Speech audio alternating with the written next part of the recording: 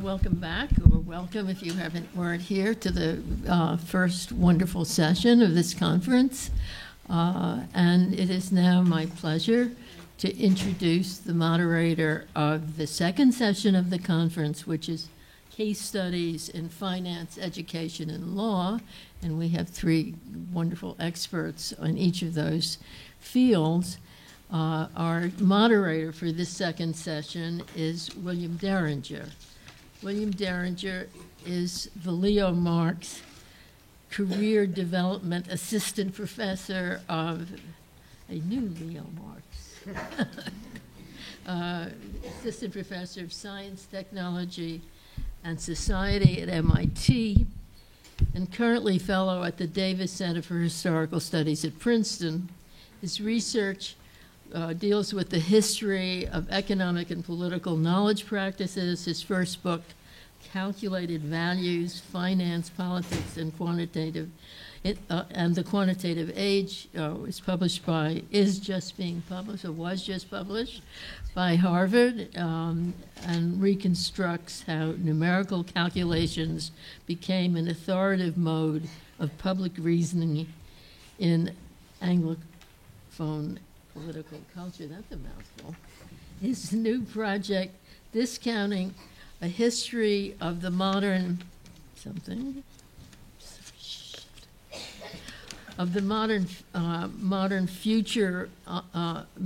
Okay, let's do that again. Discounting a History of the Modern Future in one calculation traces the history of present value calculations from the early modern period to contemporary debates about climate change. So we have the pleasure now of having William Derringer moderate this session, and he will introduce the speakers. Thanks, Arian, and thanks everyone for coming back for the second of two sessions.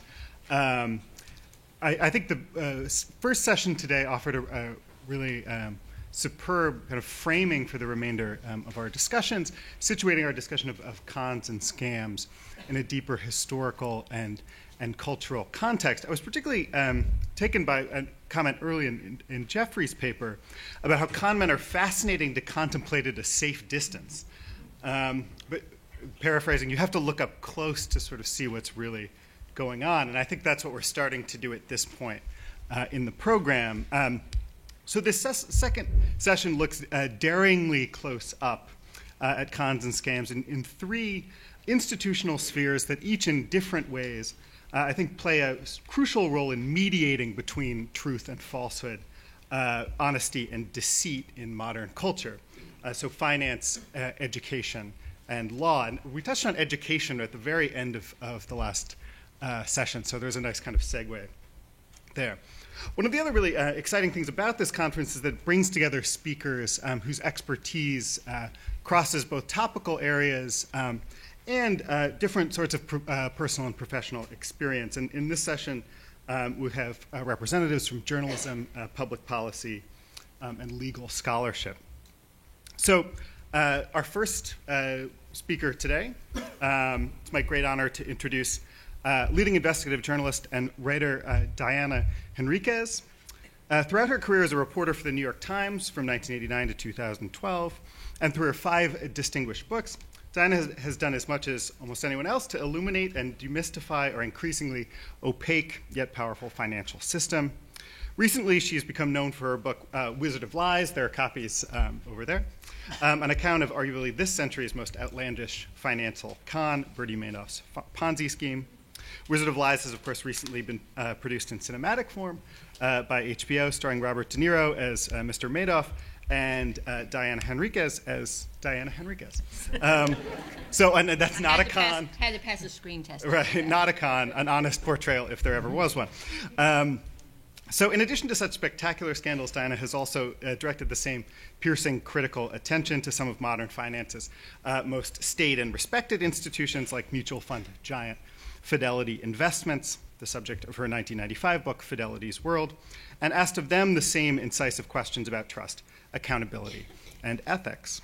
Her most recent book is A First-Class Catastrophe, The Road to Black Monday, the Worst Day in Wall Street History, a new account of the stock market crash of 1987, an enigmatic and somewhat overlooked event which, as Anna shows, offers crucial insights about the increasingly technologically driven and algorithmic financial markets we live with today.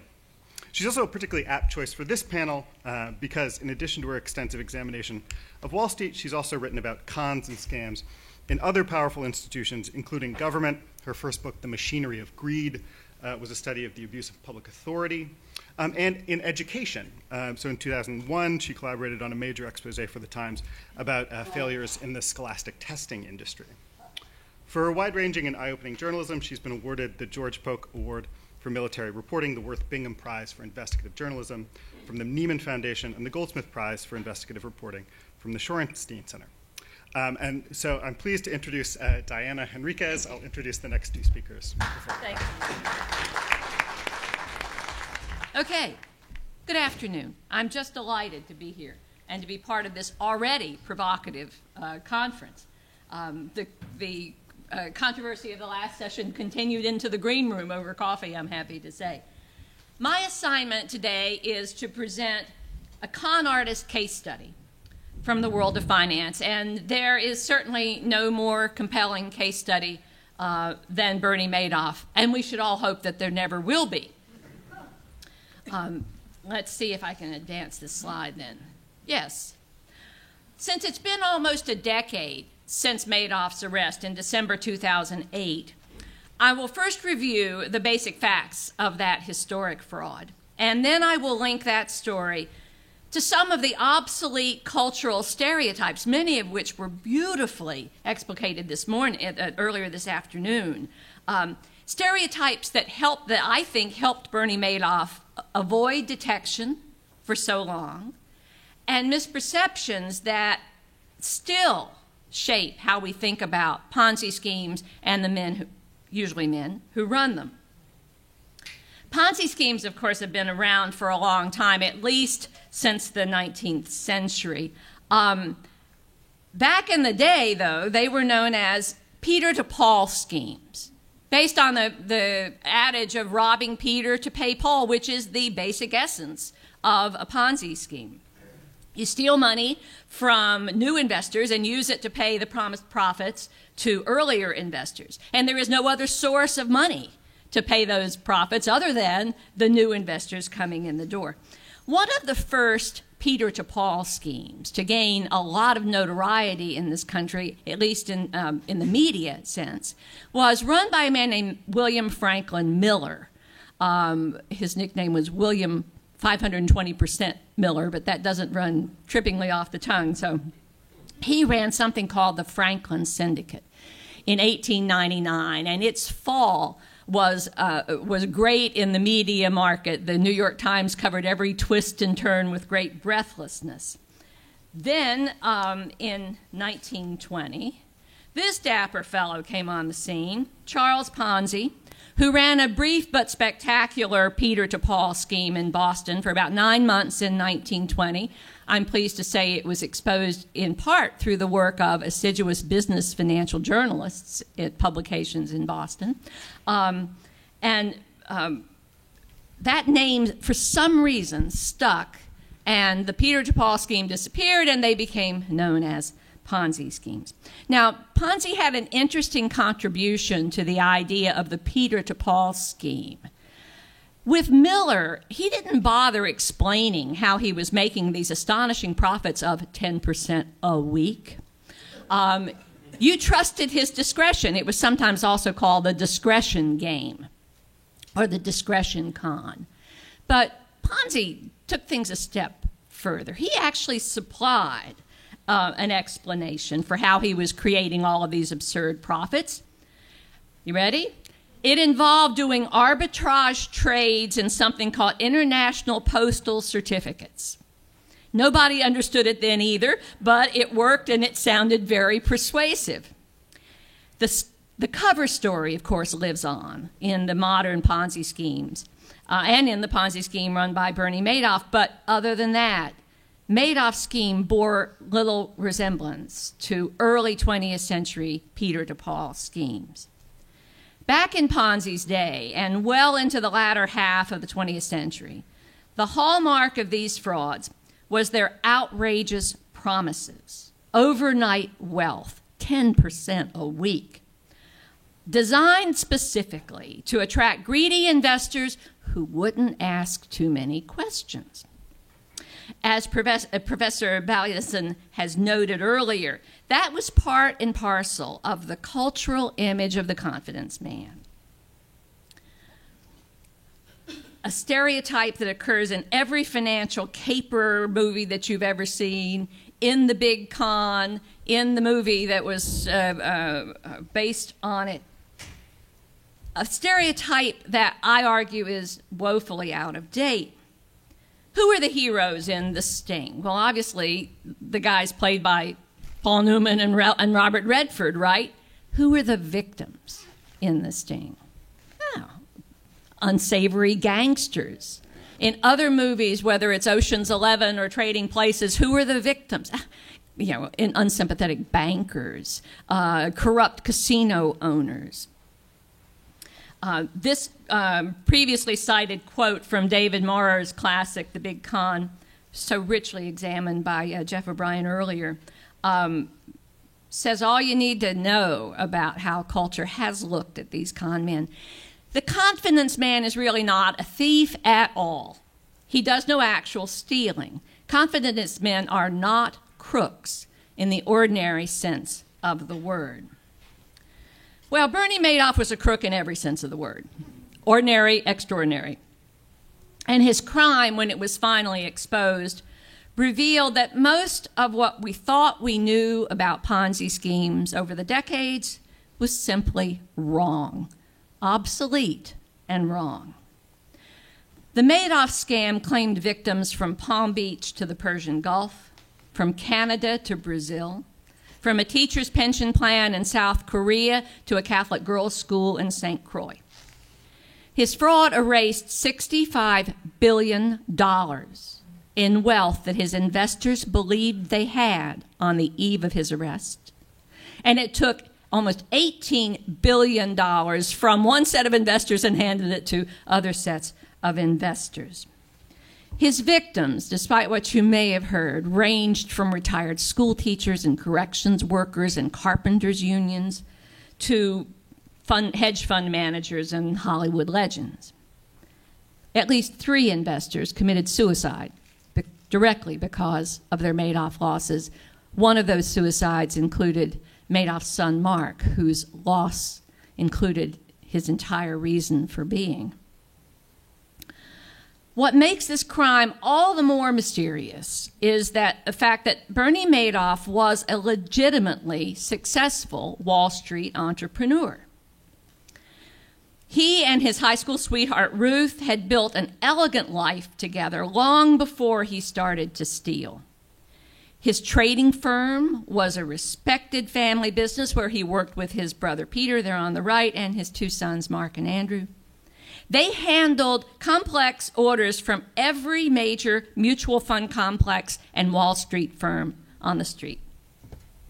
Even before his fraudulent behavior began, and we are guessing a little bit about when that was, but even at the earliest reach, Madoff was already involved in the creation of the modern NASDAQ market. And his firm really did play by the rules that Madoff helped write for that marketplace. He was commended for his firm's performance during the 1987 crash. He managed to keep the doors open and the phones answered, and he won an official commendation for that. That's him up there on the right. Sitting next to him is the chairman of the Securities and Exchange Commission and the president of the New York Stock Exchange at congressional testimony in the aftermath of the Black Monday crash. He was trusted and admired and respected by the people who called him to that testimony, that hearing. Indeed, he had an almost spotless regulatory record, and his honesty seemed almost unassailable after December 1997. In that month, the Justice Department unveiled a massive price-fixing scandal in the NASDAQ market, where Bernie was one of the largest NASDAQ traders. The more than 24 major firms, Merrill Lynch, Goldman Sachs, Morgan Stanley, Smith Barney, paid almost $1 billion to settle that Justice Department lawsuit.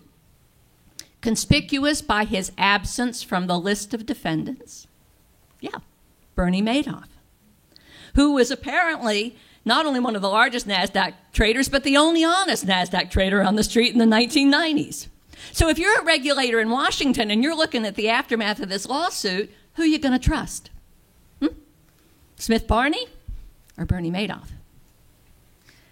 So why, with that legacy of trust and that sterling reputation, why did he cross the line? Why did he betray so many people who trusted him? He himself struggles to come up with a persuasive answer. I have interviewed Madoff twice in prison. We exchanged emails and correspondence for years. I don't think he can ever come up with a satisfactory explanation for himself. He claims he just got into a bind, and he insists that bind didn't happen until 1993, which is nonsense. And then, took some dubious temporary steps to get through, and then found he was in too deep. The classic slippery slope descent into crime. But in researching my book, I came up with a few biographical details that hint at another answer. Madoff's father, whom he once dreamed of following into business, it was a very strong relationship, became a serial business failure whose precarious finances caused intense anxiety in the Madoff family at a time when, rosy post-war economics was shaping most of the suburbs around him. Madoff's mother, unlike his friends' mothers, had to get a job at one point. A tax lien was placed on the family home and became widely known. Madoff's father filed for bankruptcy twice. Despite this happy bar mitzvah picture, that's Bernie in the center in case you haven't figured that out, failure shadowed almost every year of Madoff's early life. Now, perhaps that explains why Bernie Madoff has an almost pathological inability to admit failure at anything.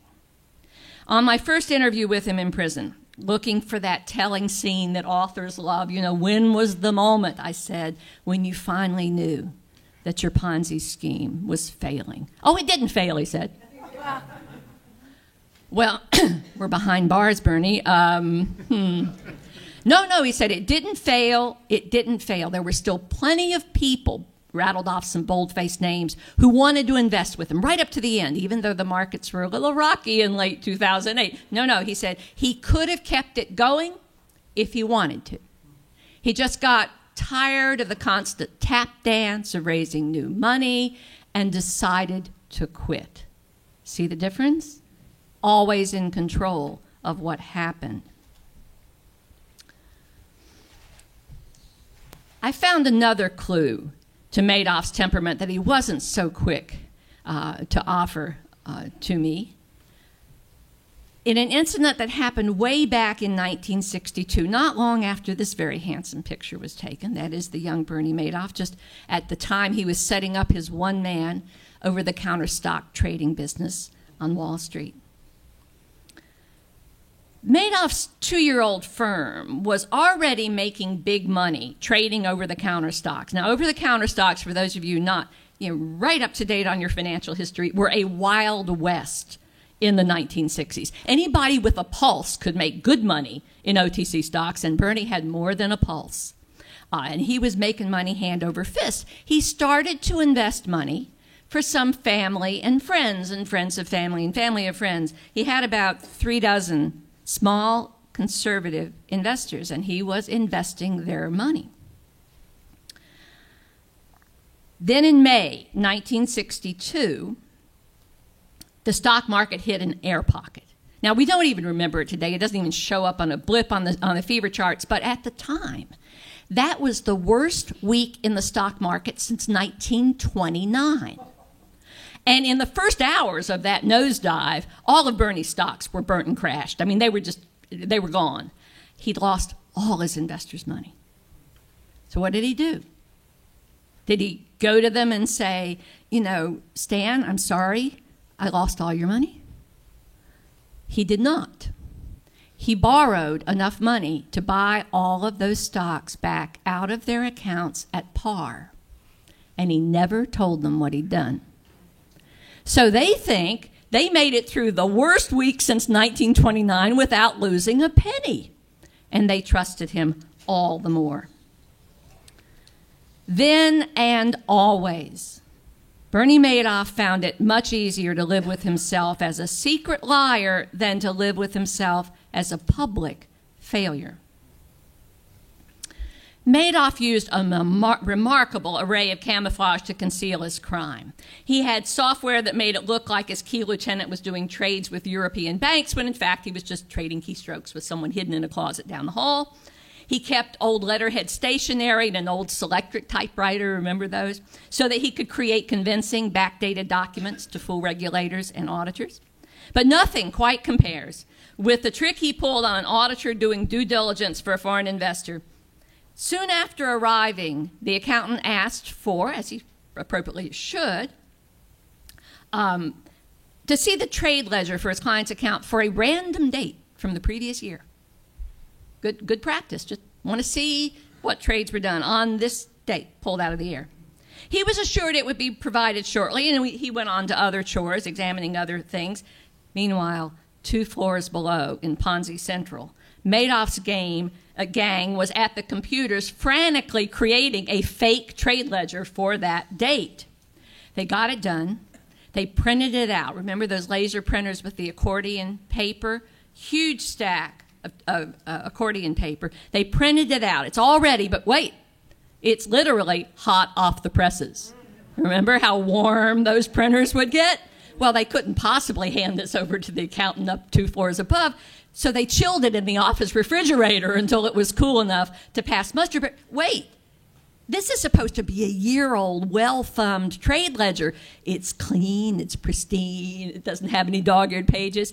So they tossed it around like a medicine ball in the office among themselves until it looked sufficiently worn and shredded to pass muster, as it did. Perfectly pass muster.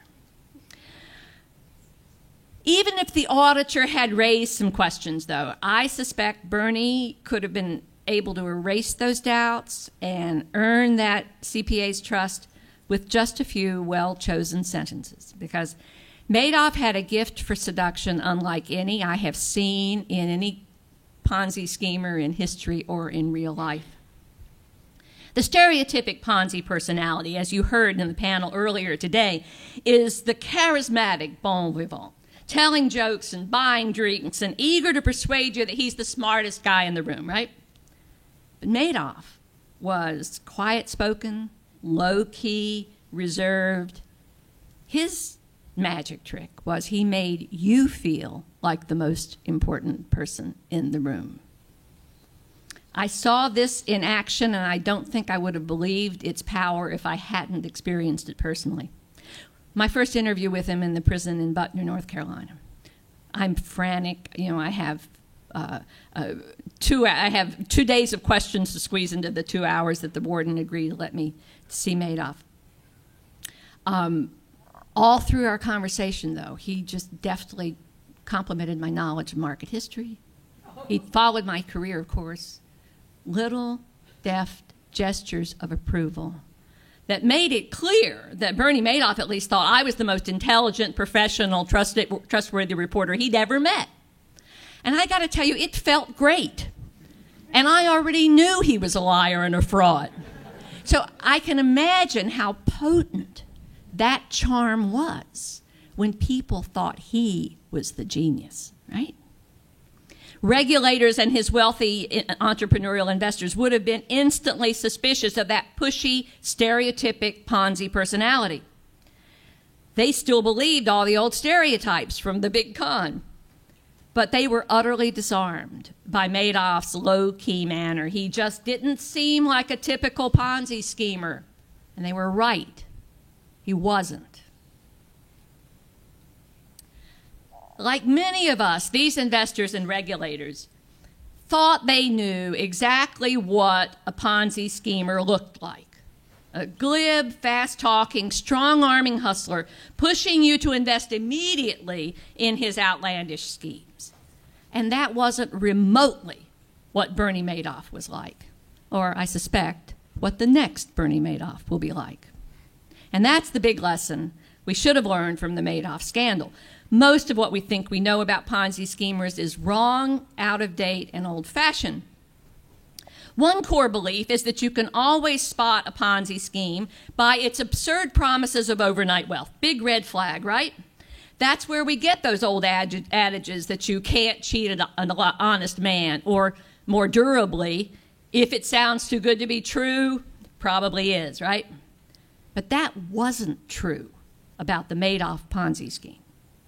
Apart from a handful, and I mean actually less than a handful, of early, long-time investors, most of the people who invested with Bernie Madoff got returns that would not have raised eyebrows anywhere, least of all in the hedge fund community. He never made ridiculous promises of overnight wealth. He never pressured people to invest with him right away. In fact, he turned people away so often that it became a badge of honor to be allowed to give him your money. One Madoff investor, an accountant, calculated that in the last decade of this fraud, he would have made more money in Fidelity's Magellan Fund or in several other big U.S. mutual funds than he made investing with Bernie, or than he thought he'd made investing with Bernie. A fraud analyst I know looked at the Madoff fraud and came up with some extremely wise advice. It's so good I wish I'd said it. He says, if it sounds too good to be true, you're dealing with an amateur. Think about it. Only an amateur or a lunatic would approach people like retired CEOs of Merrill Lynch, retired chairman of Morgan Stanley, and try to sell them something that sounded on its face too good to be true. He made sure it sounded good enough to be attractive, but never too good to be true. Only an amateur would do that.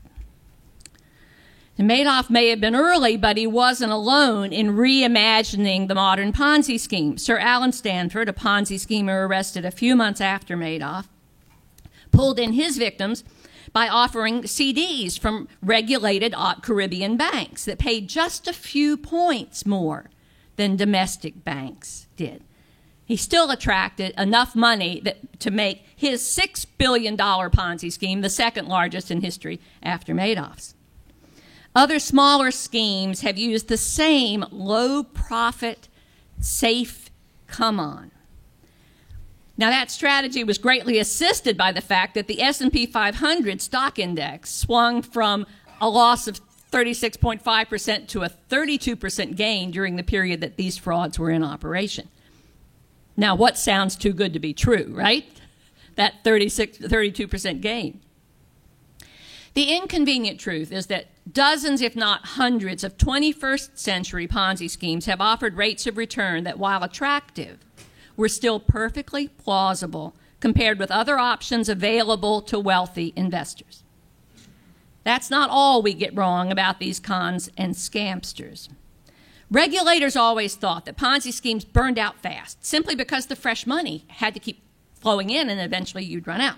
So as the years passed by and Madoff stayed in business, that very longevity deflected suspicion because it didn't fit with that conventional idea of what a Ponzi scheme is and how it works. Another old-fashioned notion about Ponzi schemes is that they're a local phenomenon. They're limited to the circle of trust that the Ponzi schemer himself can draw. Now, obviously, there have been con men in the past who were able to reach beyond that. The famous Swedish match king, Ivar Kruger, was able to attract investors on both sides of the Atlantic very early in the 20th century. But Madoff built what is truly the first global Ponzi scheme.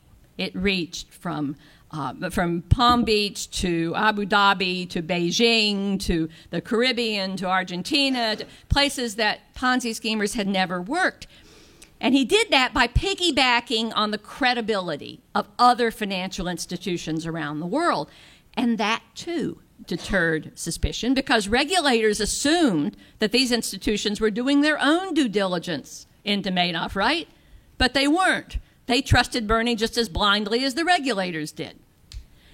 Madoff's vast fraud was hidden inside a thoroughly legitimate business, a thoroughly legitimate wholesale trading house.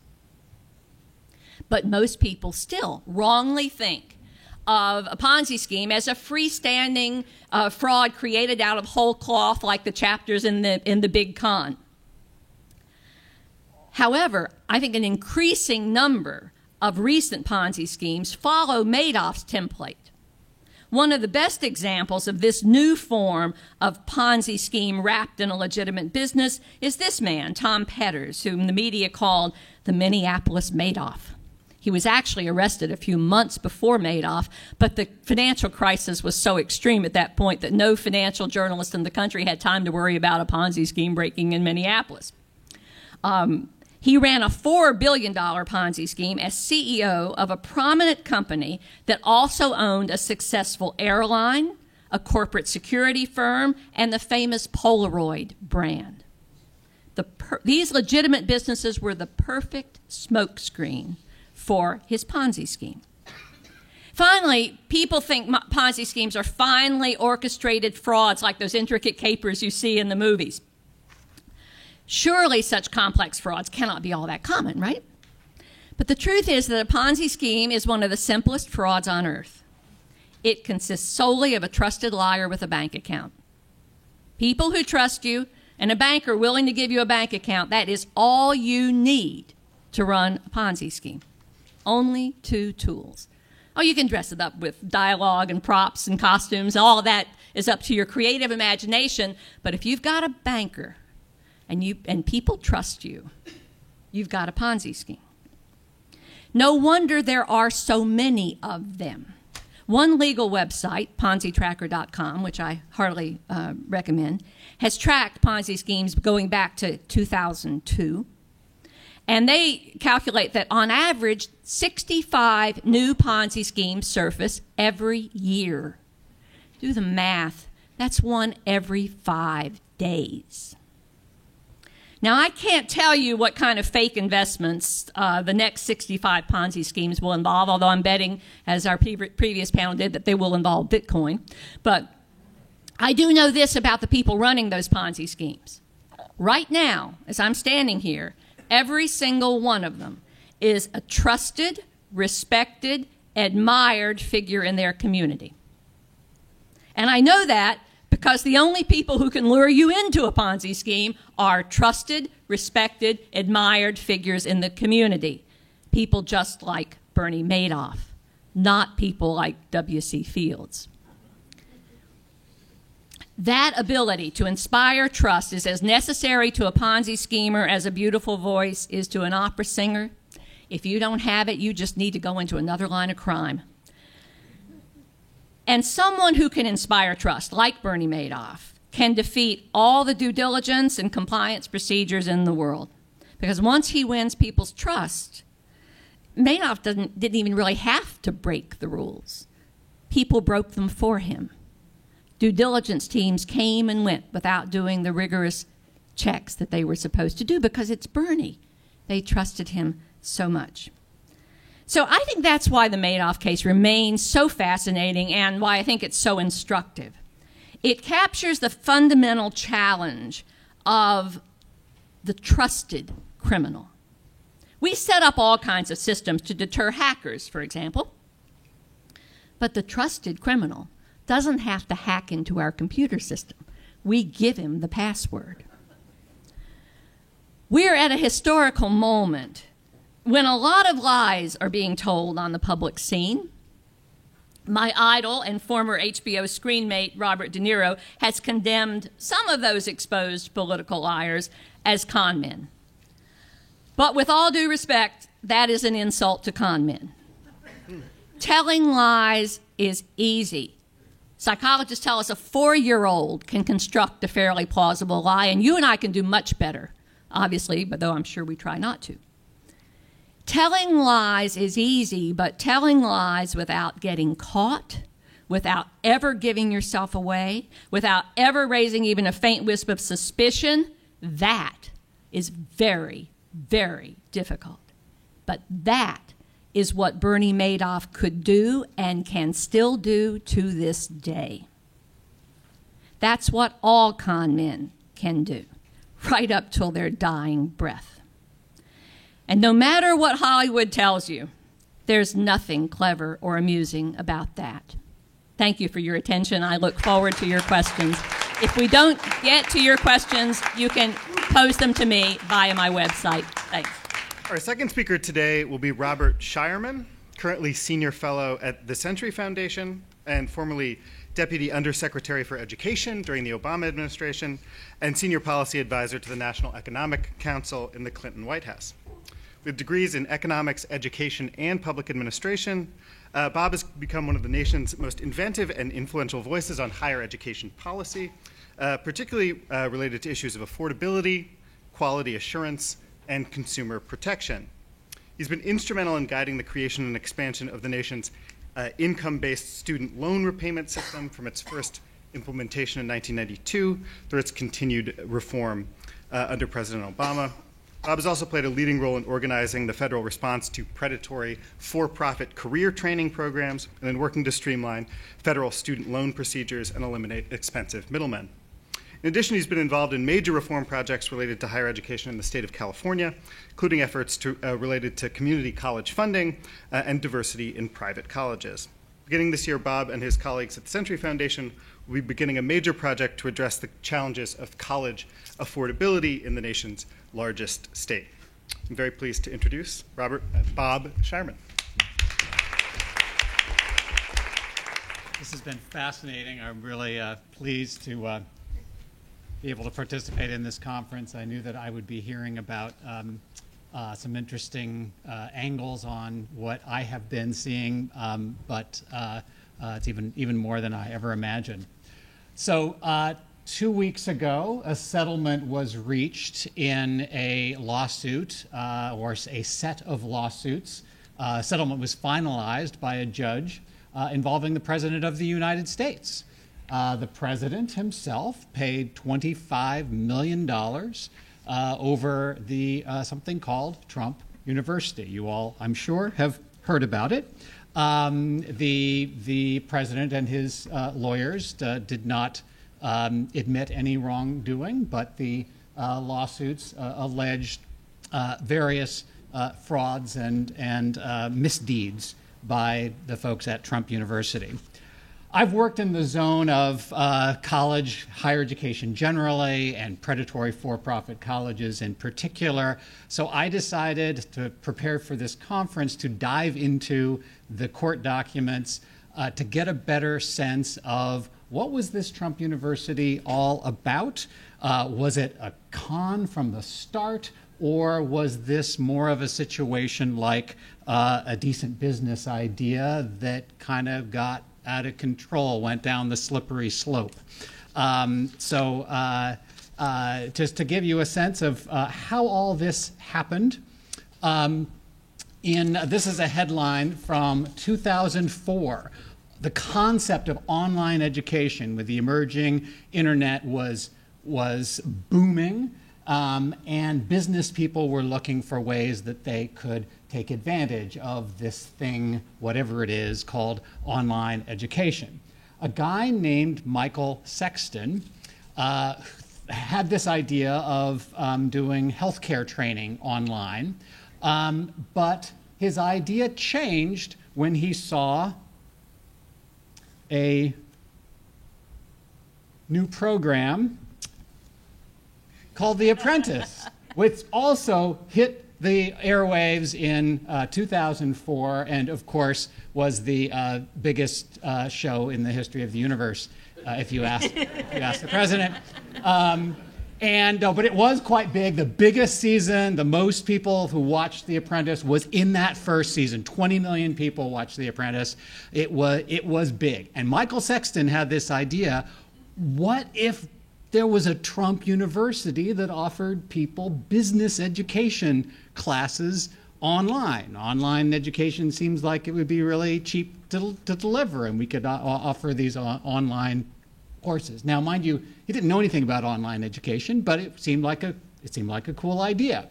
His brother-in-law happened to have had played golf with Trump at some point, so he managed to get an appointment with Trump and pitched this idea to Donald Trump, who loved the idea. And Michael Sexton's idea was, can we just license the Trump name and we'll do it over here on our own thing? Donald Trump said, no, this is going to be my company. So it became a Donald Trump University thing that he fully embraced. So we are going to listen to the promo that they came up with about this university. We'll watch it.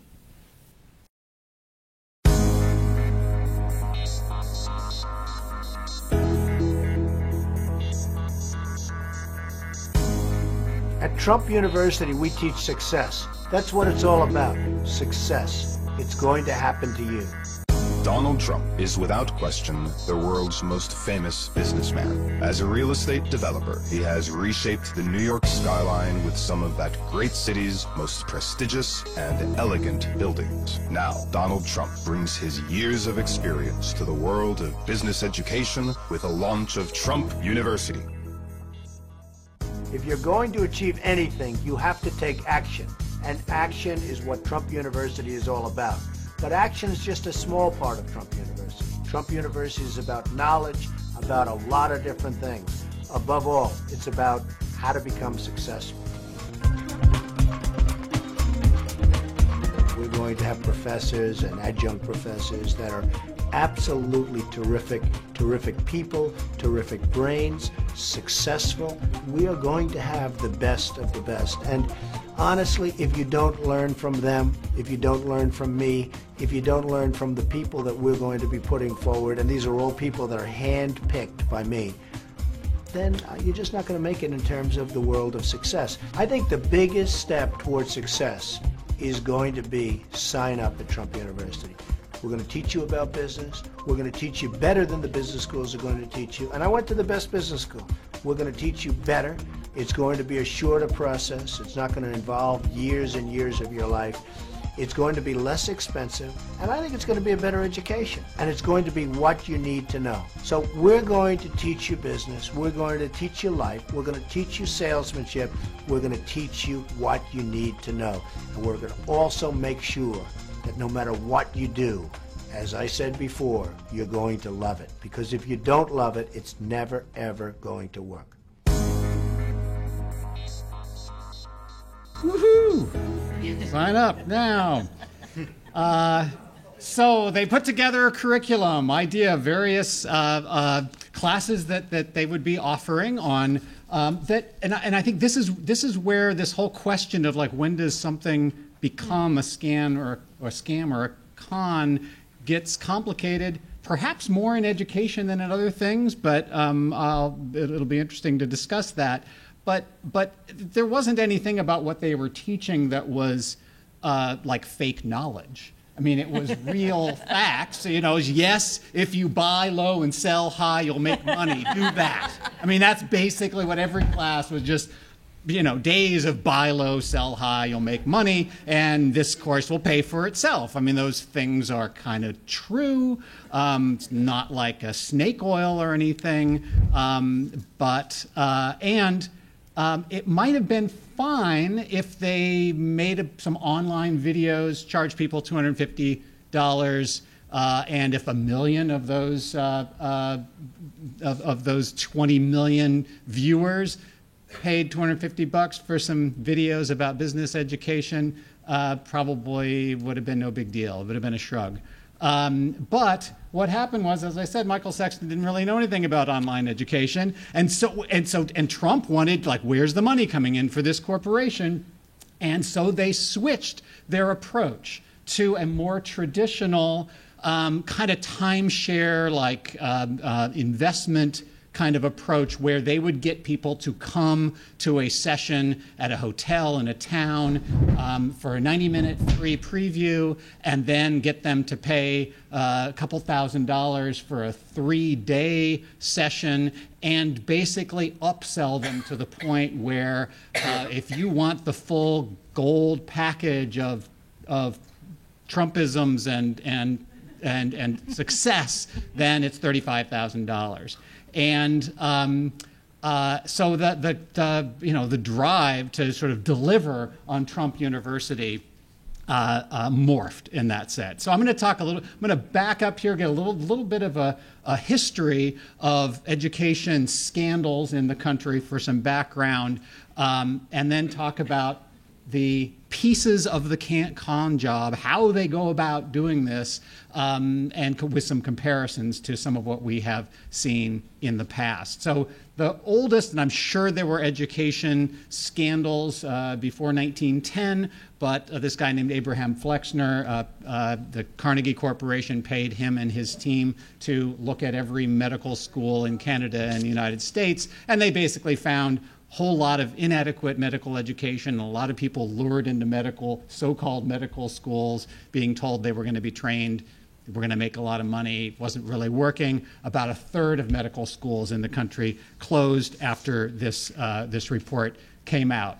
The next big one was GI Bill. Now, we usually think about the GI Bill as this fantastic success where 2.2 million GIs came back from Europe, from Asia, enrolled in traditional colleges. Well, there were actually 3 million an additional 3 million who enrolled at vocational and trade schools, some of which was probably fine, but a lot of which were not worth the money. Now, mostly these were not loans, these were grants, so it was Congress that was upset about their money being wasted and people entering training that wasn't really getting them anywhere. And I really like the Learn Television thing because television was new, and there were all kinds of people. There was the fixing the televisions, and there was being on television, and there was being the camera person. I mean, there's all these jobs that people have this impression that they're going to make money off television. And I think of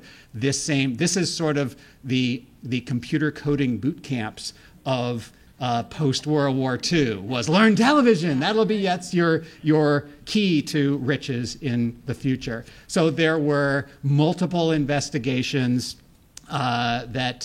producing reports that give us a lot of great useful information about what happened after that. Fast forward to about 1970, late 60s, we had two things that happened. Here we have the beginning of the first era of computer boot camps that were offering worthless education. And we had a lot of GIs coming back from the Vietnam War, and another new GI Bill combined with a new idea of a student loan program where people could take out loans for college. So the combination of those two things led to a whole lot of problems, defaults on loans.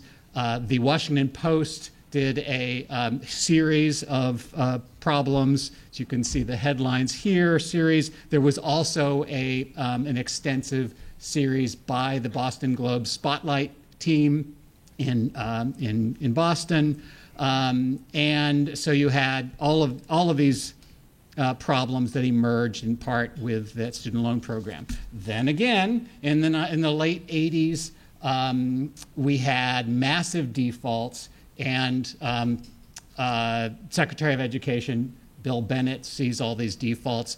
At first, he starts going after kind of traditional colleges and in sort of the way that you think of conservatives these days. But then he saw that, almost all of these defaults are at for-profit schools. And he started explicitly saying, the problem here is we're handing money over to these for-profits. He actually, Senator Kennedy, who had been convinced by the owners of the for-profit schools that they were providing great opportunity to low-income students, asked him at a hearing, how many do you think are ripoffs? And Bill Bennett said 30 to 40%. And then he said, so most of them are good. That's what he said. Like, okay, great.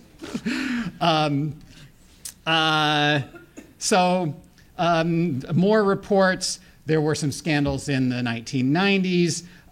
And the University of Phoenix went public in the late 90s.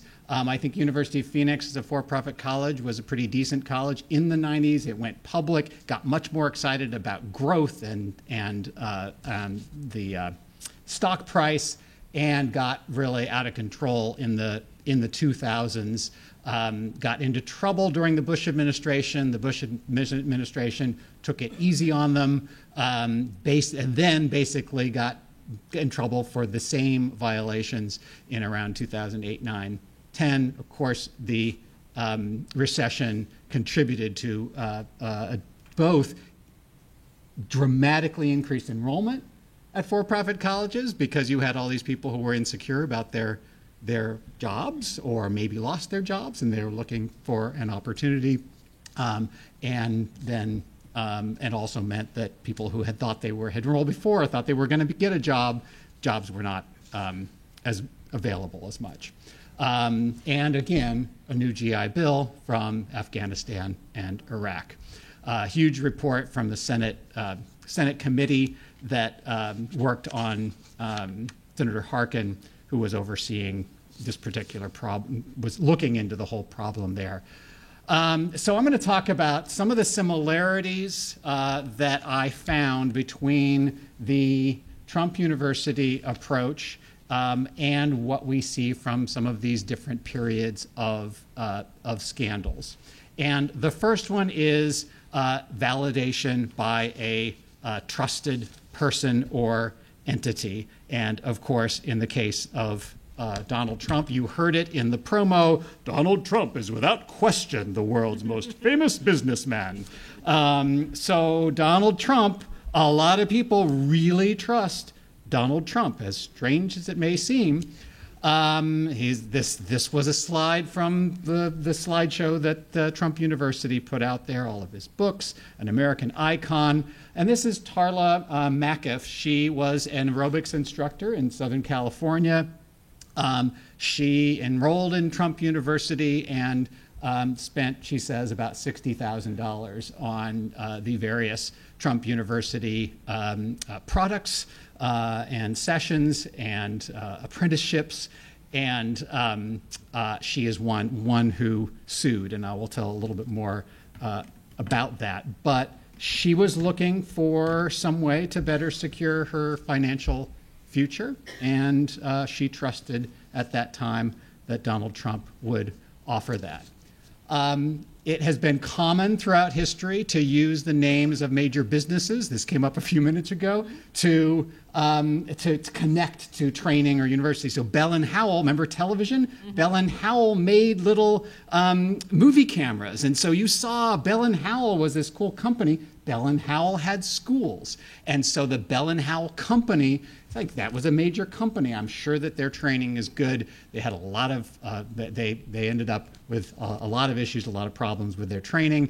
Those of you who know, ITT Tech, who's been around for a long time. ITT was this huge multinational company. So having that some kind of a affirmation of value. And the biggest one, and I think this gets underestimated, is federal student aid. So being eligible for a GI Bill or student loans sends the impression that somebody in the government has looked at this, and it's must be okay if they're sending all this money to this school, even if some of it's a loan. They must have looked at it. The price must be okay. The value must be okay, as the Federal Trade Commission said in 1976. Second thing that often happens is the comparison to elite universities.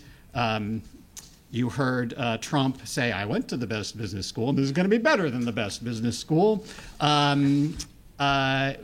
have here a a little electronics school in Massachusetts that says down here in this article, we classify ourselves as a little MIT. This is one of those things, it's like, well, is that untrue? I mean, actually, I think it's actually, apparently it's true that they classify themselves that way. You know, how do you disprove that and say they lied? Well, you know, it's an impression that they create. I was working at the U.S. Department of Education in 2009. I clicked on an online ad. I started getting phone calls. I talked to a Kaplan University recruiter, and I took notes. And she said, Kaplan is very well regarded. It is owned by the Washington Post. Remember those Washington Post exposés? Yeah. It was quite ironic. It is the Harvard of online schools, and then attaches to the accreditor that accredits them, accredits these other schools like University of Illinois, Boston College, etc. So we are like them. Again, ridiculous, but not exactly false, I guess. And then this was about the same time, a billboard that I saw and snapped a picture of that is University of Phoenix, all again about who our company is in terms of accrediting agencies. The salesperson is a advisor, counselor, friend. Sounds like very Bernie Madoff like they. There was this great series in the Miami Herald. One of the victims there talked about how it just really felt like this person was my friend. They understood my needs. Here's from sales training documents. You need to disarm the prospect. McGraw-Hill, which used to own schools, obviously known as a publisher now. Establish yourself as a counselor or advisor, not a money-grubbing hit-and-run fast buck artist. Overcome his natural suspicions. 2010, here's from the Trump University playbook. They had a playbook. They actually called it a playbook. The critical factor is trust. You have 3 days to build a relationship where the students accept you will always keep their best interests at heart. Here's an ITT Tech salesperson training at the exact same year as the Trump training materials. You'll see here, be sincerely interested in them. You know, not act. I suppose it would have been worse if it said act sincerely interested in them, but be sincerely interested in them and don't move on, meaning try to get the sale until you have the real pain, until you really understand what in their life they're trying to fix.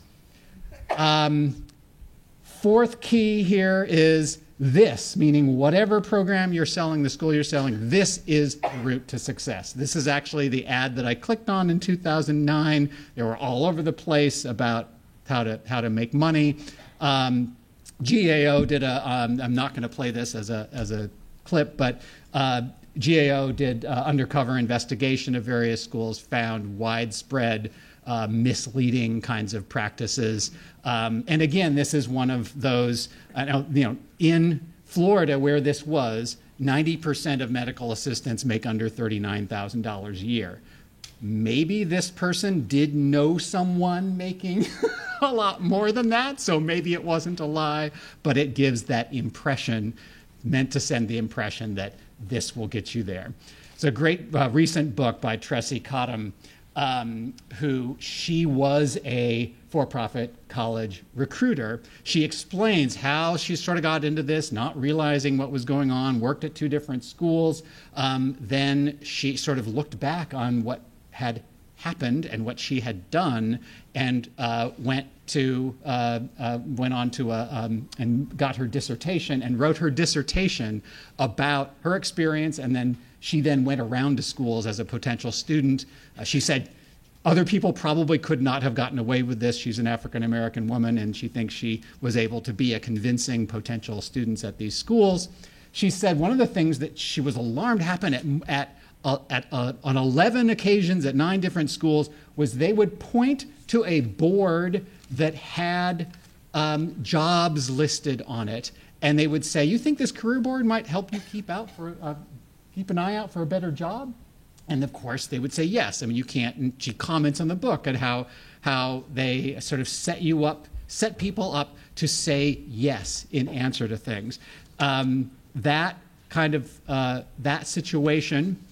So it was described in the DeVry salesperson training manual called the tie down. The purpose is to get people to say yes to questions so many times that when it comes to asking the question, are you ready to sign up, the answer is going to be yes. In the Trump University transcripts of these kind of sales presentations, there is almost this sort of call and response to the audience. One of them where he says he would get to the end of his paragraph and he would say, please say yes. And then it would say, audience, yes. And it was the exact same as what we're seeing here. So Federal Trade Commission it talked about the way that even just talking about placement services, it's not just like a promise to have placement services that then fails to come true, which is what we usually hear about. It's that saying you have placement services actually creates the impression that a job is likely to come, much the same as Trump saying they have mentoring that will come afterwards gives the sense that, oh, I've got somebody who will help me make sure if it doesn't work, somebody's gonna help me do it. And then you've got things that sound like, and then you've got actual guarantees. This is obviously small print, but sounds like you're getting a guarantee. But as the Federal Trade Commission said, almost always anything that sounds like a guarantee is bound to be have a lot of fine print related to it and almost inherently deceptive. And finally, the big sales job is getting the person to sell themselves to you, turning it around. And this was the Federal Trade Commission described this as the essence of this highly developed and successful sales pitch is to turn the tables on the prospect, undermining the natural sales resistance and forcing the individual to prove his or her worth to the salesperson instead of the other way around. Now, nothing is bigger than that than kind of thinking you're going to be on The Apprentice, that you're going in and sort of going to prove yourself to Donald Trump. One of the salespeople turned this into a physical thing in the room where he had the room full of people and he said, okay, now we're going to talk to the advisors in the back of the room, but they're not going to approach you. You have to approach them. It was like a challenge to the audience that you're not going to be approached. It needs to be you doing it. There's a lot of talk about fear. Fear came up a little bit earlier. I think it sometimes sends the wrong message as if people are fearful and cowering, but instead they feel wonderful that somebody's understood their life's what they're going through in life, what they are facing, and that someone's going to help them figure it out. This is from an ITT training, the actual slideshow. This is a line suggested in the Trump University playbook. You've been so close to living a great life. Now's your time to strike. And even, how much time and money have you lost by procrastinating in the past? I mean, this is how they get people to sign up right then, use their credit card. I'm going to zip through some of these other things because I want to leave time, but for-profit corporation is, if you're going to do this, if you're going to make a lot of money off something like this, doing it in a for-profit corporation is a lot more effective place to do it because nobody's really watching your finances. When at a nonprofit, and it doesn't guarantee that people won't be ripped off, but having your business be a nonprofit business is sort of like going to a party and giving your car keys to someone who's not going to be drinking. There's somebody who you kind of need to go to and say, you think I'm okay? you think I'm going to hurt anybody? So it just happens far less at nonprofit and public institutions. There's a strong compliance focus. So I was wondering, why did they record all of these sales presentations? And there was actually this guidance to them that after this is recorded and transcribed, if you find any of these 5 elements, send it to the lawyers immediately. And it's like they had identified the things that were stepping across the line. Like, it was all disgusting and horrible, and they're ripping people off. But from in their minds, it was like, well, the only thing we can't do is use a testimonial that wasn't actually pretending, claiming it was from Trump. So just don't do that, and everything else is okay. Like, if you don't go 65 miles, as long as you don't go over 65 miles per hour, you can weave all over the place. It doesn't matter. So very much of a compliance mentality. Same thing happens with default rates in student loans. As long as we can keep people out of default, well, what if they're not actually making any money and they're kept out of default in other ways? It totally skews the way that, and that works, that's kind of goes in hand with for-profit corporations are very narrowly focused on, are they bringing in the customers, are they bringing in the money? B, or befriend the regulators and policymakers. And I have the B there because in a number of states, the for-profit colleges make up the board of the agency that regulates the for-profit colleges. The same thing is true of accrediting agencies, that it's basically the owners of the colleges that are all sort of they're regulating themselves. And then, of course, you've got elected officials who get campaign contributions and get visited. There's also been situations, it's actually a ban in federal law on VA officials taking jobs as adjuncts because for-profit colleges were basically hiring them a little extra money on the side. Preventing complaints from getting anywhere. One of the things that Trump University did not have was an arbitration clause in their contract.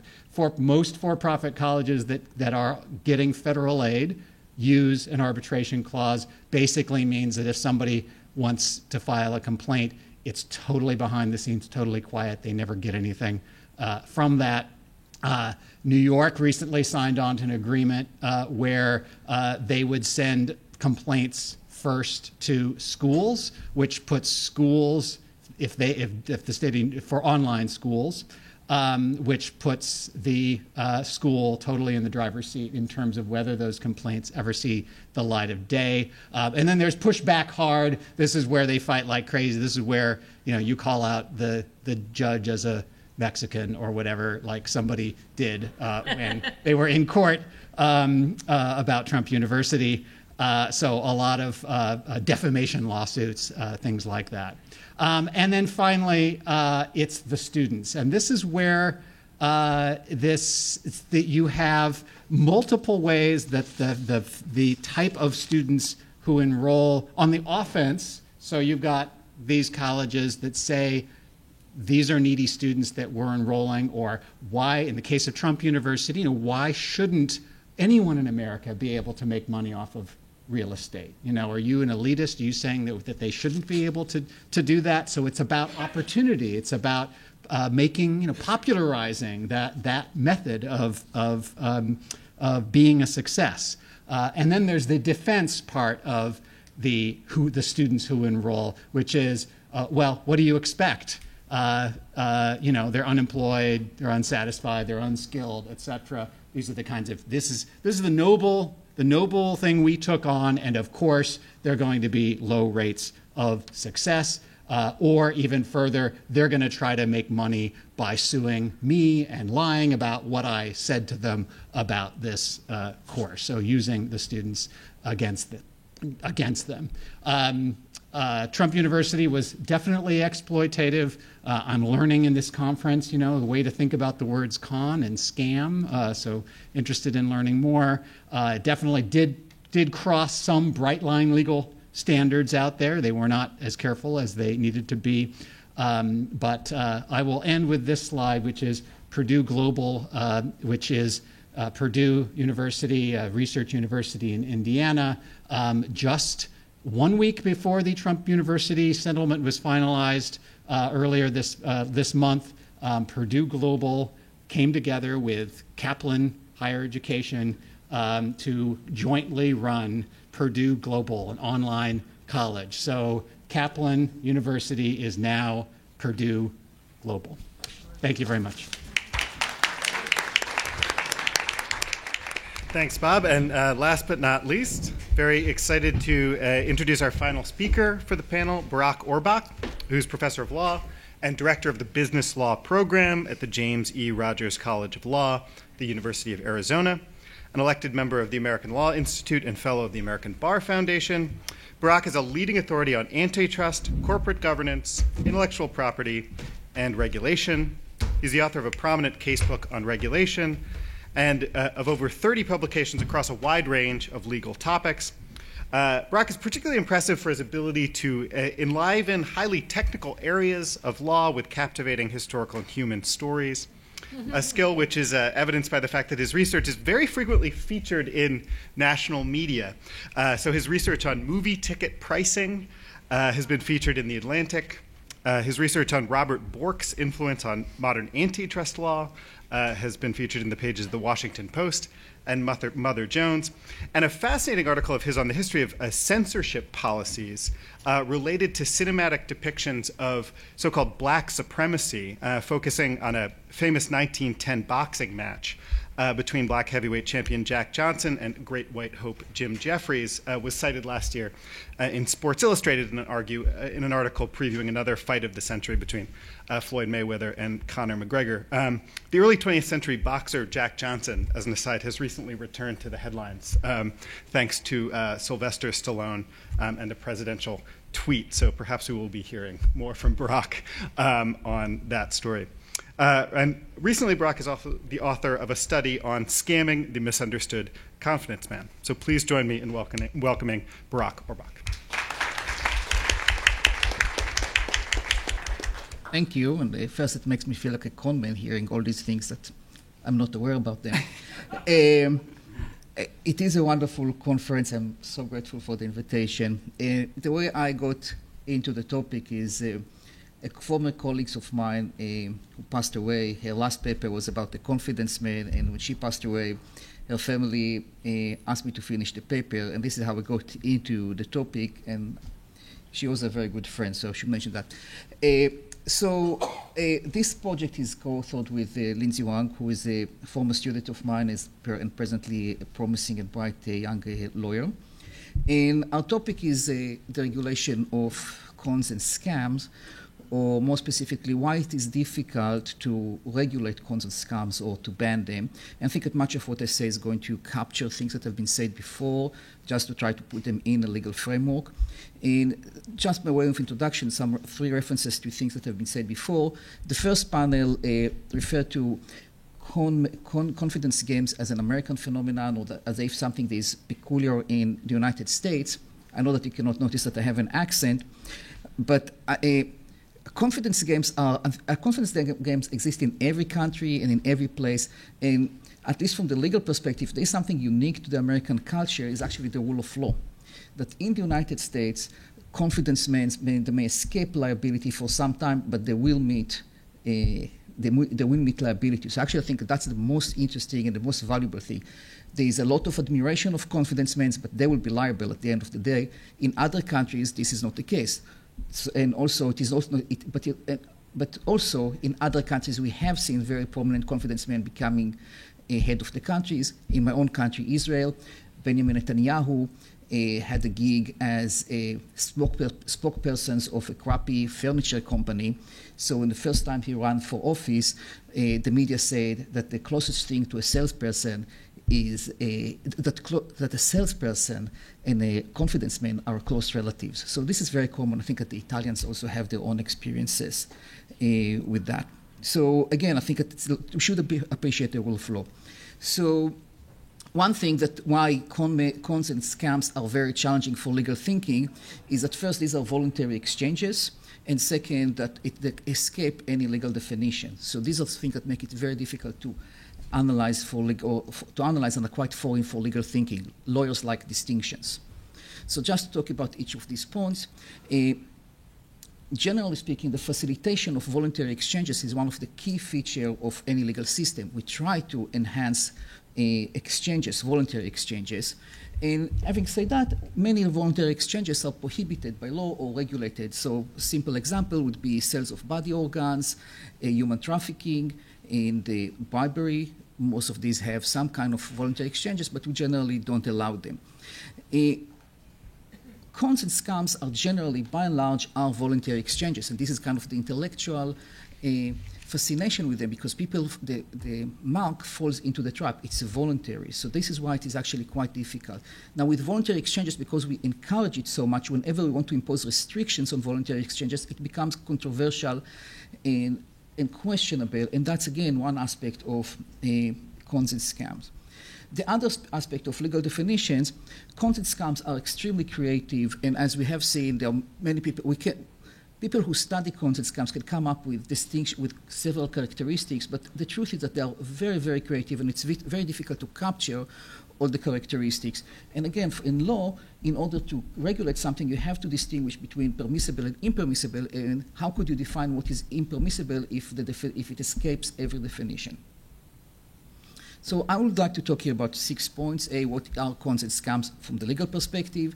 The difference between the transacting parties and third parties, that is the conman and his marks compared to third parties, and I think as other people referred to it before, the difference between private and social costs, which I'll explain what it is, why it creates so much difficulty for law, information and intent, and the last thing, I'll have to have some story about confidence games, because that's the purpose of discussion. We like to illustrate the stories, and to conclude. So I'll start with cons and scams, what they are, and generally speaking, the meaning of being part of society is engaging in exchanges. That's what we normally do, unless we don't have, that they are not members of society.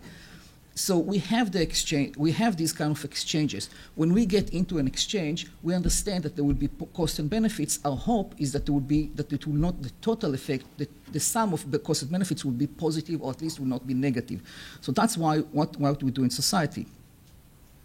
Cons and scams, by and large, or any other phrase, are exchanges that result in negative welfare effects. Someone who is going to lose. The problem when we start thinking about law is what kind of losses we can consider as something that may be prohibited. That would be the transacting parties, namely the mark, would be third parties that may lose, that could have both effects, or it would be society. From the legal perspective, there might be social losses in order to start thinking about it or regulating it. If it is only a transfer from one person to another, generally the law is quite indifferent to that. And so that's bringing me to what are the third parties, and people talked about it in several examples. First of all, exchanges can have externalities. That is, they impose a cost on parties that are not involved. Think, for example, about the housing bubble market. It collapsed. It created negative impact on many people. Bernie Madoff, many people who did not transacted with him had substantial losses. So these are the externalities. The other thing is that very often cons and scams are possible only because of third parties. These are the enablers. Again, Bernie Madoff had JP Morgan and other banks, but generally they need to have someone to help them. That's a very common feature of scams. These third parties, if they are remotely smart, they will take their cut. Some of them will do it for free, but if you are sophisticated, we will take their cut. The meaning of that is actually, for the purpose of regulation, it's very often easier to impose liability on a third party if that party is necessary. But normally we think about the conman as the wrongdoer, and therefore we don't focus always on the third party. Bernie Madoff, again, is another good example. So this brings me to the difference between private and social cost, that generally, whenever we have losses, it is private cost. For a party, it will be private cost. The social cost will be the total cost for society. So cons and scams have benefits, have costs and benefits. The question is whether we will have this kind of total effect on society, whether it will be positive or negative. Again, the practical significance is whether wealth transfer, when some person is losing, another person is earning, whether this should be regulated. Many people may think that yes, but generally speaking, as society, we regulate only when society is losing, not whether one person is losing.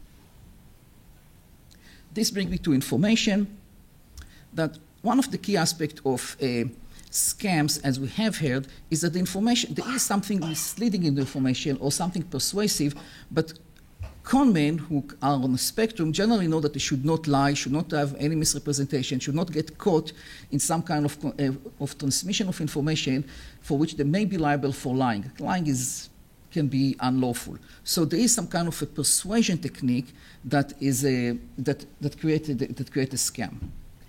Now, with the communication, one of the ways to make it less misleading is that the communication is actually relatively limited. Not always, but very often it can be limited. How does it happen? Well, one way to limit information is to economize transaction cost. That is, we're going to have less information, or the information is going to be very structured, and it's very difficult to learn about its details. So, for example, we were going to have a partial disclosure of what are the prices. It will be very difficult to learn about the fine letters or things that are not described. Another example was standard form agreements that govern our lives, and that's very difficult to go around them. You cannot talk about anything beyond what is a standard form agreement. And then there are other ways to do it more strategically, just to have strategic restrictions. That's a description of education institutions. So again, with more limited information, you can actually be a little bit misleading, but not engaging in any misrepresentation. So that's actually pretty smart in what they do. Last point is intent. Well, for legal liability, you normally have to have intent. It's relatively unusual to have liability without intent. That we'll call it normally strict liability. It's relatively unusual. Well, most con men don't necessarily understand what they are doing. That is the technique. They don't understand. It's just natural. They are natural talents. So that's one thing. And the other thing, that they don't necessarily intend to harm others. It just happens. Or they want to have profit. I also want to do that. I'm not as smart as they are. And again, the significance for that is if they do not understand what they are doing, or they don't understand exactly the mechanism, it's very difficult to come up with a regulatory scheme that will shape their behavior. In order to shape the behavior, the conduct of someone, he must understand that what he's doing is a target of regulation. So these are things that are complicated. And this brings me to an illustration and to conclusion. And the illustration inevitably is related to my son, Eli. I hope you all know Eli. And this is about his adventures in studying cons and scams. So exactly a month ago, as you can see, March 23rd, we got a fancy envelope directing to the parents of Mr. Eli Orbach, not the wrong address, but we still got it. And just a fancy envelope, I understood that it was scam before we opened it. Just things are not that fancy, just like the lion emblem of Donald Trump. I opened the envelope, and immediately I saw that it was in honor of your maturity. That is my son Eli's maturity, academic excellence, leadership potential. And he was invited to participate in the National Youth Leadership Forum. The acronym is NYLF, so there is NY, which sounds fancy. And let me just tell you, Eli is a great guy. Maturity is not in his DNA. My wife and I hope that one day he will mature, but that's, again, so there was already another red flag. Then, in the envelope, there was this the bright yellow card saying that we had to confirm that the receipt within 24 hours. Seriously? No, my wife and I have a job. 24 hours is not anything that we can respond to. So that's already another red flag. And then there are two letters inside, one for Eli and one for us. And again, the golden emblem, immediately before I read it, I just saw golden. You couldn't be real. Something here is too funny. So they congratulated Eli for being nominated by his teacher, Miss Melissa Landau, who, by the way, is an amazing person. We love her. It's quite unusual to love your son's teacher. But so the question is, why did she nominate him? And she nominated him. After that, we investigated her. And as the letter continues saying that many kids, that's one of their best life experiences. Well, when you're 9, how many experiences you have? Being away from their parents probably would be one of the highlights of your life. So that's a great deal. And also they had some kind of familiarity. As you may know, Eli knows how to play YouTube or something like that. He doesn't know anything else. The letter for us was equally flattering. Again, emphasized that Ms. Landau nominated Eli, and only the brightest and highly motivated students are signed for this program, and so forth and so on. The flattery was amazing. As my wife said, I wish it was true. But I thought, of course, that it was an educational experience, and so when I could pick up Eli from school with the envelope, I told him, let's go to Starbucks and investigate that. I'll get to that point. Of course, there's also some schedule of tuition. This is for 4 days, by the way, okay? So it's not for the summer. I would sell my son, give him for a lot of money. But so this is for 4 days, $2,200. And these have come, and then there's kind of additional. So there are some provisions that, at the very least, you have a non-refundable fee of $500 if you want to respond to a secure position. And then there are add-ons. So you can pay quite a few $1,000s for this experience of 4 days away, or 4 days without your son. For most people, that would be perhaps reasonable. Anyway, Eli and I went to investigate it, as I said, in Starbucks. So with my iPhone, it's not that we had a powerful computer. We immediately found out that there were 2 articles, one of the Wall Street Journal and one of the New York Times, about this Noir NLF. It begins with 1994. The Wall Street Journal came up with a massive report about what kind of a scam it is. It turned out that the organization exists since the mid-'80s. And in the early 90s, there was a bipartisan agreement that this is a scam, bipartisan agreement in Congress that this is a scam and should be addressed. What they did, the holding company, they hired a guy whose name is Paul Manafort to clean up the mess for him. My son now knows exactly what Mueller investigation is about. So that was Paul Manafort. 15 years later, moving forward, there was another article, more details in the New York Times about how massive this scam is, that basically have something up to 50 to 75 kids a year. Okay, so there was 2 these reports, which again we found on my iPhone, but then there were thousands, and I cannot emphasize how many thousands from small towns, newspapers, and media, explaining how great it is and congratulating the kids who were nominated. So this is from a newspaper of Native Americans. Then there are other things, another, I don't know where it is, but thousands of articles congratulate kids who were nominated or selected, and it turned out that they also sent 2 types of letters, one for family like us that possibly can pay $3,000 to get rid of the kid, and for other families that don't have the money, so they send them a package of how can you raise money from the community. And many of these articles have kind of a community fundraising, or the church is collecting money. So this is quite massive and has been around for a long time. And then they also have some distinguished speakers, professors who don't have the ability to speak anywhere else, or they feel that they are flattered. They feel that they are flattered to come and talk to kids in D.C. So this has been going on for a long, long time. And the problem with that is that it is not a stealing, because there is something for something. If we try to think about it in terms of law, well, perhaps the parents don't get the value of what they want, but they get something, and this is why it's very difficult to define it as something unlawful. And again, in terms of you try to evaluate it, to do survey, some kids are very happy. Well, I would have been very happy to be 4 days away from my parents at age 9. Who cares about how much money my parents pay? So this is kind of an example for something that captures all these things. I almost forgot. One of my favorite books ever, There Are No Good Men Left, no disrespect to the men in this room, a best-selling from 2013, describes how women can succeed better. As you all may know, chapter 3 is about the new single woman. Some section in that book is the cultural ascendancy of girls, and of course it describes what successful women are about to do. So one of the stories is about, one of the blurbs is about a woman who went to the NYLF, the National Youth Leadership Forum, and she did so well that next year she decided to go to the next episode, which is the National Young Leaders Conference. It's kind of a sister company. So this is kind of advice for women who want to be successful and know that there are no good men left.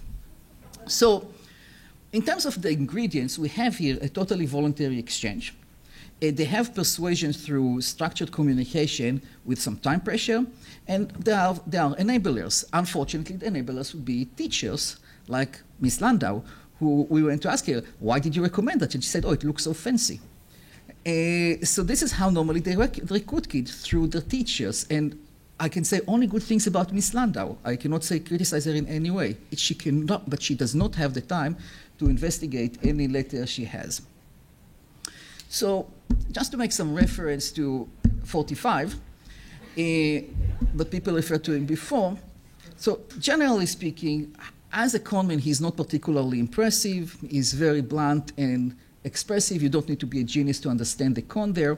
So 3 of his most favorite sentences are, believe me, what do you have to lose? No one is better than me. This is kind of too simple, and people should understand that.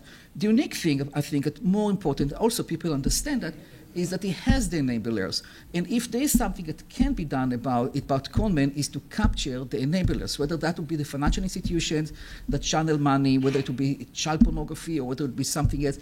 There are always the enablers you cannot use without, you have to rely on them. Just to have some concluding remarks, generally speaking, the flexible architecture of confidence games make the discussion very challenging for legal analysis, because it's just you don't have anything they do not allow to draw clear distinctions which are necessary in law. The other thing is that the legal system protects exchanges, and we're talking about an exchange, so it's very difficult to figure out which exchange is legitimate and which exchange is not legitimate. And the other thing is, well, we must make sure that we have a general welfare losses. As long as the welfare effects are just between individuals, this looks like a transfer, and we all have bad deals. So it's very difficult to figure out whether, for example, the NYLF is imposing costs on society. Madoff, it was found out, but too late at that point. The other thing is the indirect regulation that can be effective. Indirect regulation, 2 simple forms that are generally familiar for the legal system is 1, information regulation, that you have to have disclosure, or you can regulate what will be in the disclosure. Credit card companies know that very well. So you can regulate the information and the form of presentation. Another thing is to have third-party liability, that is to go after the enablers. That could be quite effective. The other thing is that there are really serious problems, and it is always controversial of whether we should regulate confidence games, cons and scams, because the borderlines are quite blurry. But if we consider various cognitive limitations, whether it's cognitive biases or just other limitations that people have, and considering the externalities, probably it's quite necessary. So a few things about what the legal system can do for us. One thing is, what is the meaning of free choice? And in this country, like in many other countries, free choice is very often perceived in a very, I wanted to say liberal way, but that's the conservative interpretation, that you can do whatever you want. Another way to think about the freedom of choice is that if you choose something, you have fewer choices. So there's always this kind of the tension of what is actually free choice and what kind of free choice we protect. The other thing is reduction of transaction costs. This could be done through information and so forth. And the last thing, and the next, relatedly to that, we can improve information about what are the generic patterns of scams, whether it's Ponzi scheme or, as many people have pointed, if it's too good to be true, it's not true, or it's not going to work. And we can factor cognitive capacities or cognitive biases.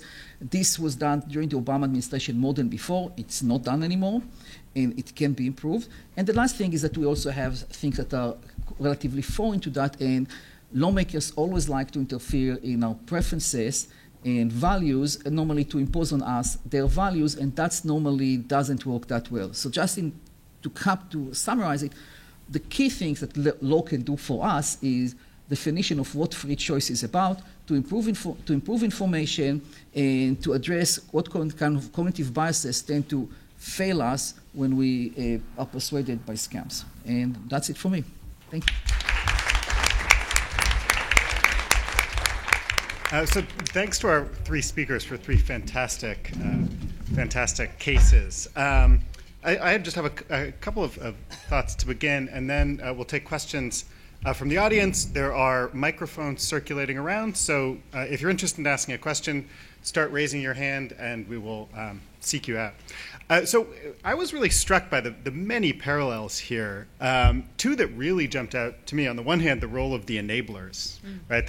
We have enablers in each of these stories, whether it's the way in which Bernie Madoff sort of capitalized on the sort of legitimacy that came from interactions with very respected institutions, the role of federal government funding and accreditation in the education case, and then poor Ms. Landau in Barack's case.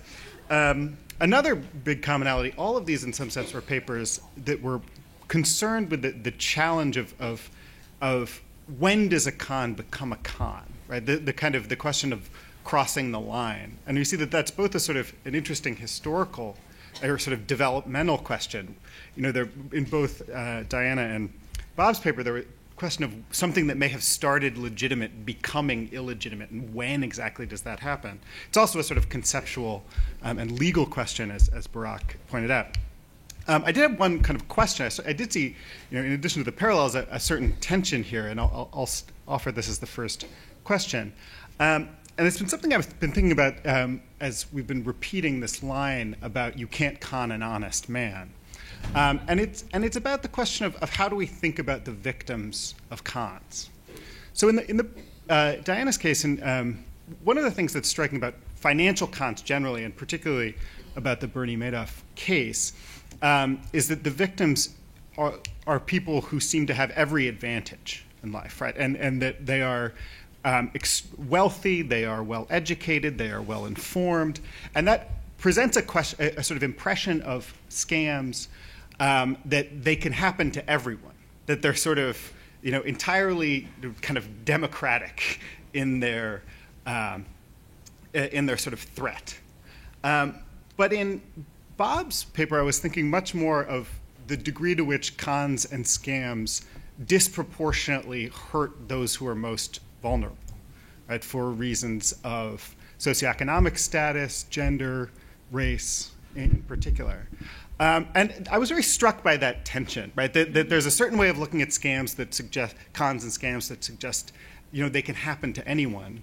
And there's another version that says that really suggests that this is something that we should think about in a kind of broader context of sort of systemic injustices. So just offer that kind of tension. I'd be interested in how all three of you sort of respond to that, and particularly for Barak as a sort of a legal problem. I could imagine different sort of legal approaches to cons and scams depending on which of those two sort of ways in which we think about them.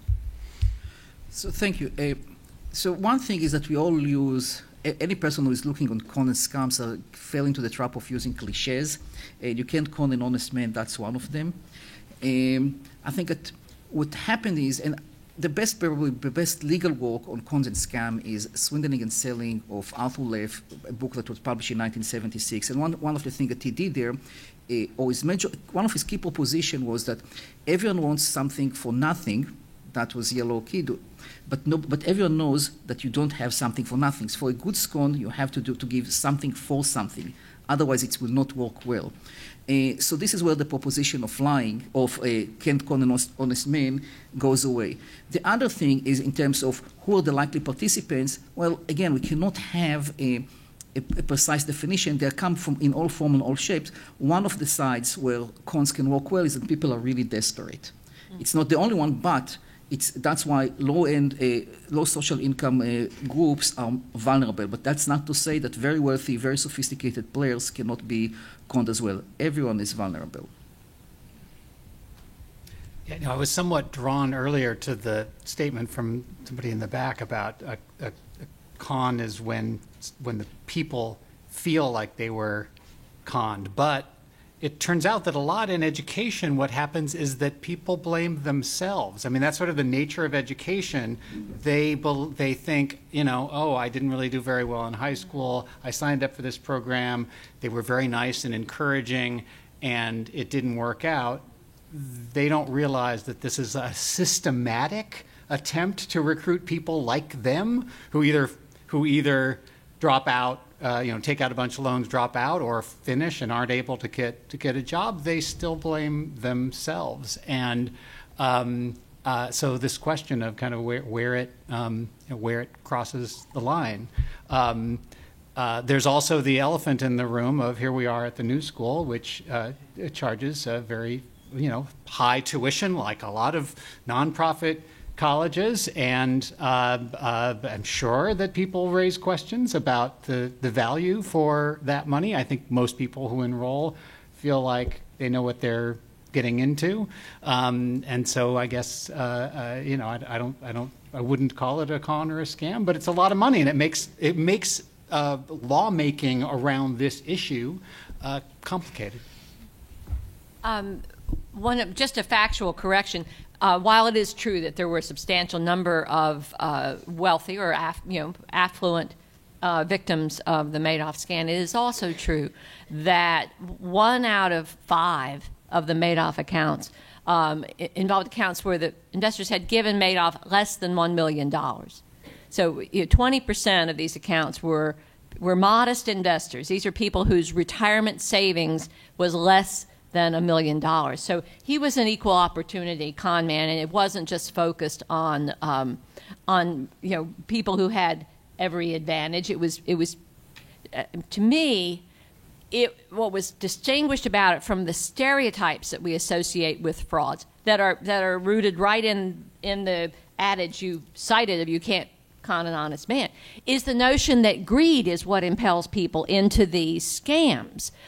They're greedy to be successful, or they're greedy to get more than 2% on their money, or they're greedy to get something for nothing without working for it. And in my experience of talking with hundreds of Madoff investors, what I heard, even from the more affluent, was not that they were greedy to get more, because as I noted, they could have gotten more in the Fidelity Magellan Fund. They were frightened.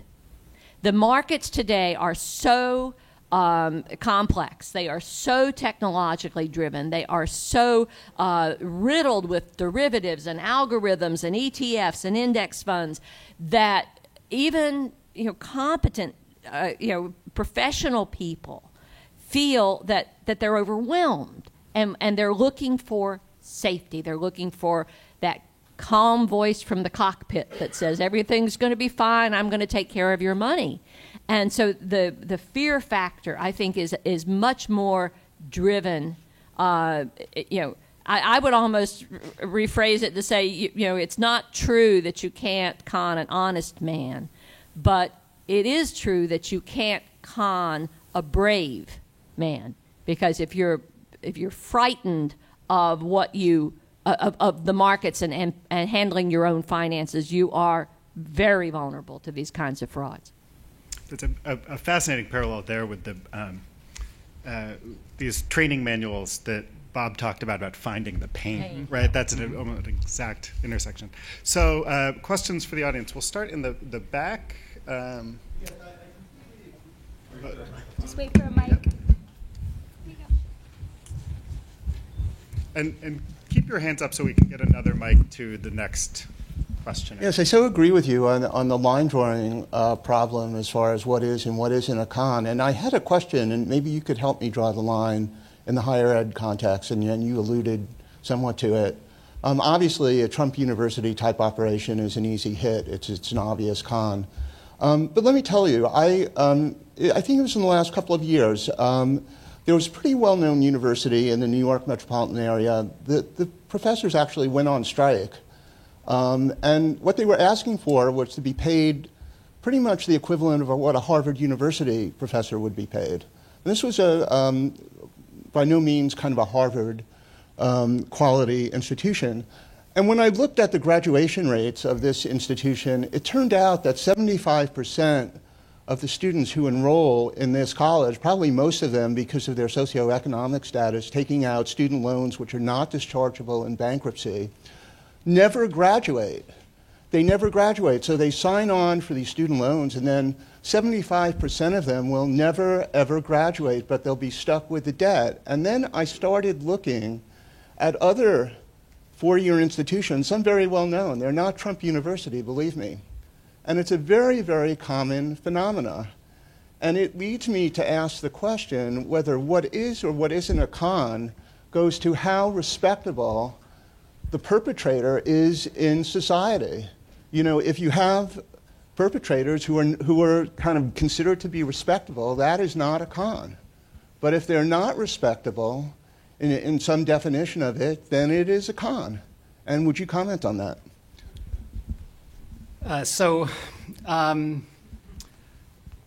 Frequently people turn to graduation rates as a meaningful measure.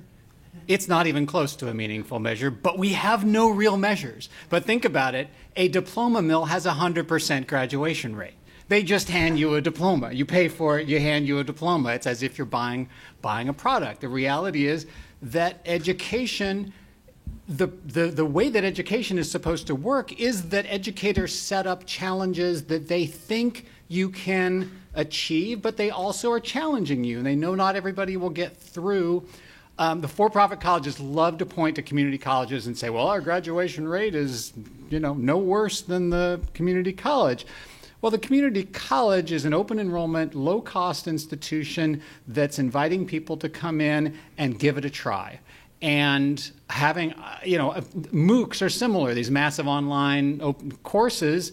Like, I don't care if they only have a graduation rate of 0.002%. It was free. I went on. I was like, let's see if I can stand poetry now. I signed up for a poetry course. I didn't finish. I dropped out. It doesn't matter.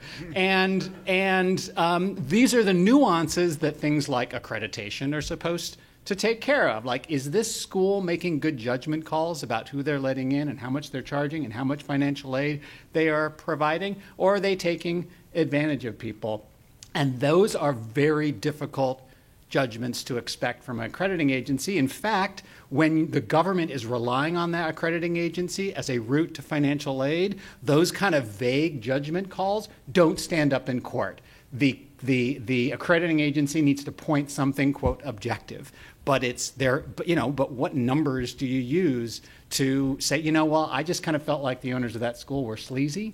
That won't, there's no, you need a sleazometer or something with a number. You say you're over 8, then, you're out. But we don't have that, and that's why we have the problems that we have today. Hi, thank you. I had a question for Diana.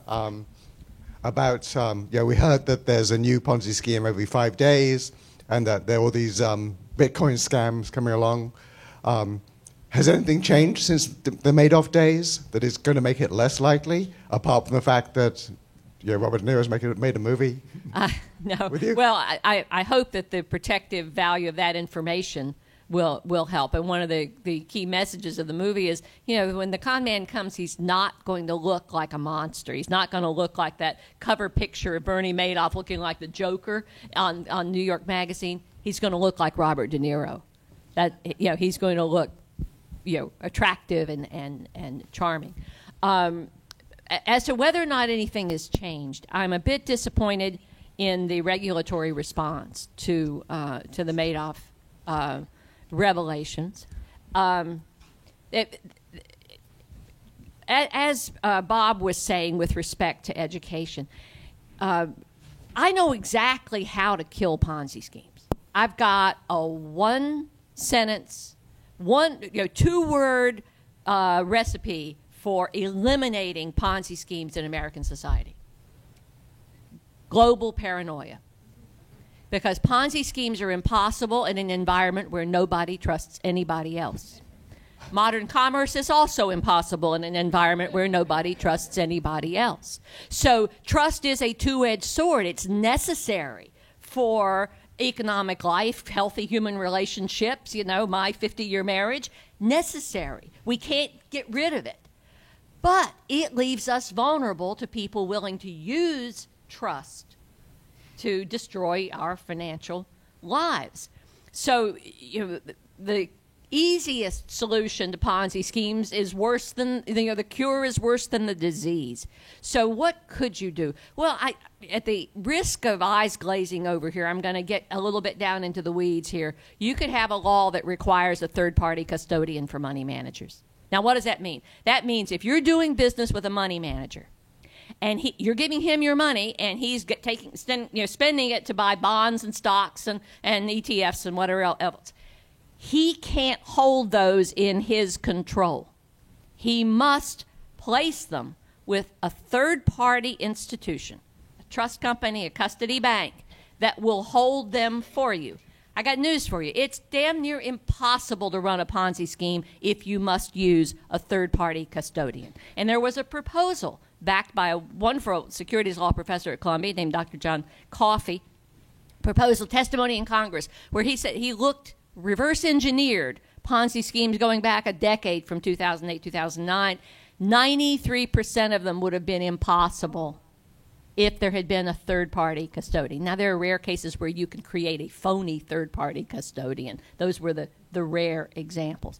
But we don't want to do that. It runs counter to the idea that anybody should be able to hang on a shingle and be your money manager. And the big giants opposed it because they said, well, we're Merrill Lynch. Why should we have to use an independent third-party money manager? The fact is, every American mutual fund is required by law to use an independent third-party custodian. So you're crazy if you don't require that of your money manager too, but there's one regulatory response that could have rendered us all immensely safer from Ponzi schemes that wasn't taken. Proposed, discussed, debated about, and dropped. I fear it's going to take yet another immense Ponzi scheme before that gets across the regulatory finish line. Great. So we have a question here, and then I'll take one. Okay. I wonder, this is mostly a legal question. A few years ago, there was a story about fortune tellers who seemed to have, one of the simplest, smallest swindles you can imagine, and yet generally everybody, recognizes it as one. But I wonder how anybody ever imprisons them, because basically they're dealing in promises that are occult, non-verifiable, non-falsifiable, and I wonder, there was a case where they did actually arrest somebody and convict, but I wonder at what point can anyone do something like that? Is it when the money actually disappears and it doesn't come back the next day? Or is it when 4 or 5 people have been impoverished by the same person? What kind of legal standards apply to something so occult? Anna and I had the conversation earlier about how you get captured in the cons, and normally it would be in the procedure. In many states, fortune telling is unlawful or you need a permit. That is, I think in New York you still need a permit. If you want to be a fortune telling, you must have a permit. So if you don't have the permit, you can go to prison for that. So that's very simple. Otherwise, there is not much to convict fortune telling. We all have the way to get into prison because the prosecutor was very zealous and you could not defend yourself. You just did not have the funds. But normally it would be because of the permit or because it's just technically unlawful in that state. Yeah. And do you have to prove that you actually can tell the future to get the permit? As you could imagine, you need to pay a fee. Yeah. Well, I mean, and that sort of is the essence of a lot of securities law regulation, which is full disclosure. I mean, if Bernie Madoff had put in fine print in all of his account opening statements that, oh, by the way, I'm going to pay your profits from money I take in from subsequent investors. I'm not actually going to invest any of this money, but as long as I keep lining up new investors, you'll be fine because I'll be able to keep paying you your profit. If he had disclosed all of that, it's arguable about whether or not he would have committed a crime. Because, no, I'm not kidding, because we have a full disclosure regime. As long as you lay out all of the necessary facts that a reasonable investor would need to know to invest in your stock or venture, without any deceit, and that person decides then to invest anyway. Here's my business plan. I'm going to take your money. I'm going to go down to Brazil. I'm going to sit on a beach until I think of a brilliant idea for a best-selling novel, and then I'm going to write that novel, and from the proceeds I get from that novel, I'm going to pay you your return. If I tell you all of that and you're still stupid enough to give me your money, I'm in the clear. It's on you. So that full disclosure regime we've relied on it since the 34 Acts that created the SEC and the New Deal. I don't know if it's still a wise way to approach modern finance, given the great asymmetries of information that even the average investor has versus an algorithm-driven computer farm somewhere, which is the modern stock market. But that is sort of where we are with the fortune tellers of Wall Street. So I have a question there and a question right there. So you can go first, you'll go second. I think those are probably the last 2 questions we have time for. Hi, this is for Diana. I was very impressed and worried when you said how simple it is to run a Ponzi. All you need is trust and a bank account. Bank account. So I got to think. Yeah. My quarter says Yeah. trust in God. Yeah. And the bank is the Federal Reserve. So is our money system a big Ponzi? Because No. my No. dollar bills used No. to say No. backed by silver. No, but they don't anymore. No, the confidence we have in the currency is based on the strength of an economy. That's rather different. What about the deficit? I am invariably confronted with somebody who wants to tell me why the Social Security is a Ponzi scheme. Let me just say this right off the bat. A Ponzi scheme rests on a lie. The Ponzi schemer is lying to you about what he's doing with your money. The Federal Reserve is not lying to you about what it's doing with your money, and neither is the Social Security Administration. It's the lie that matters here. But I don't know if that's helpful, but we need to understand Ponzi schemes are not just taking money from Peter and paying Paul. If I told Peter and Paul what I was doing, I'd be fine. I'd be running the Social Security. But I'm not. I'm lying to Peter that I'm investing his money and generating profits for him, and I'm using his money to pay Paul the profits I promised him. And the lie is what turns it into the crime. But as to the bank aspect, I have argued at Federal Reserve Bank Examiner conferences and workshops where I have given talks. I have said, every Ponzi schemer since Charles Ponzi had a banker who didn't catch him. Now, why is that? There was a remarkable piece of litigation in Florida arising from a Ponzi scheme run by a lawyer named Scott Rothstein. Toronto Dominion Bank, TD Bank, wound up paying a substantial civil jury verdict for its role in enabling that particular Ponzi scheme. And that decision sent a shock wave off the Richter scale through the banking industry. Oh, my God. We're going to be held responsible for what our clients do with the accounts they open with us. Well, not so fast. The case has held up, but it held up largely because one of their senior executives had an overly close relationship with the Ponzi schemer. And it was on the strength of that the verdict was reached. By and large, banks are not held responsible if someone uses their accounts to run a Ponzi scheme. Should they be?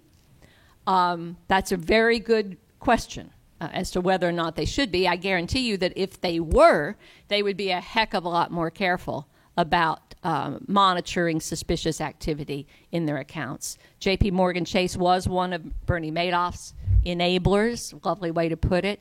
They paid a global settlement with the Justice Department, but a substantial percentage of that, roughly $2 billion of the global settlement they paid, reflected their culpability in the Madoff case for failing to detect remarkably suspicious behavior going on in the bank accounts that we as investors could not have seen, but they as bankers should have seen.